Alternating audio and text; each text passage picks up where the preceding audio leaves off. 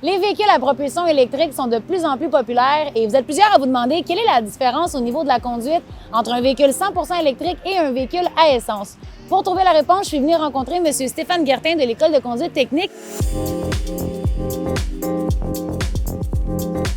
Écoute, pour répondre à ta question, c'est pas si différent que ça la conduite entre un véhicule thermique ou un véhicule électrique. Mais principalement, il y a trois grandes différences. La première, c'est l'absence de bruit moteur.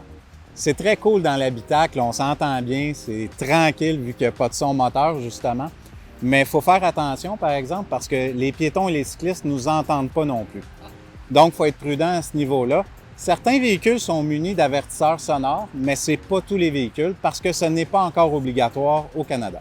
En plus de ça, notre perception de la vitesse change beaucoup parce qu'il n'y a pas de son moteur. Fait que les premières fois, surtout, je vous conseille de regarder souvent votre compteur parce que ça se peut que vous alliez pas mal plus vite que vous pensez. La deuxième différence, c'est le fonctionnement moteur. Donc, vu que c'est électrique, il y a une différence au niveau de l'accélération et de la décélération. Niveau accélération, c'est pas bien compliqué, c'est juste qu'il n'y a pas de changement de vitesse, donc c'est instantané. Comme on dit, le véhicule y est plus prime. Au niveau de la décélération, ce que vous allez vivre la régénération. C'est quoi ça? Bien, en gros, c'est lorsque vous relâchez la pédale d'accélération, il y a une résistance semblable à celle de l'application des freins qui est ressentie.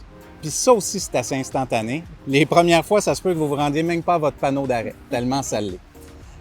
Ça a des côtés positifs, ça, c'est qu'on peut même conduire pratiquement à une seule pédale, donc économie de l'usure des freins et des entretiens. C'est tellement efficace que les lumières de frein allument à l'arrière parce qu'il faut quand même avertir ceux qui nous suivent. Puis, le petit avantage de plus aussi, c'est que lors de nos déplacements, bien, la batterie se recharge. Pas beaucoup, mais c'est mieux que rien. La troisième et dernière différence, c'est la charge, la batterie et la consommation d'énergie. Donc, votre façon de conduire, les côtes, le vent, le froid, tout ça influence énormément la durée de la charge de votre batterie. Ça influence aussi le plein d'essence avec une voiture thermique, mais on s'en rend pas vraiment compte parce que c'est facile de faire le plein. Il y en a à tous les coins de rue, puis c'est instantané. Une charge électrique, c'est un peu plus long, fait qu'il faut le prévoir dans nos déplacements. Donc, la règle d'or, c'est pas compliqué. Avec un véhicule électrique, on fait la charge dès que possible pour être prêt en cas d'imprévu.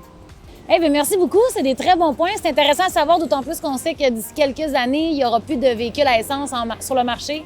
Donc, c'est bien qu'on s'informe et qu'on connaisse tous ces détails sur les voitures électriques. Ça me fait plaisir. Merci.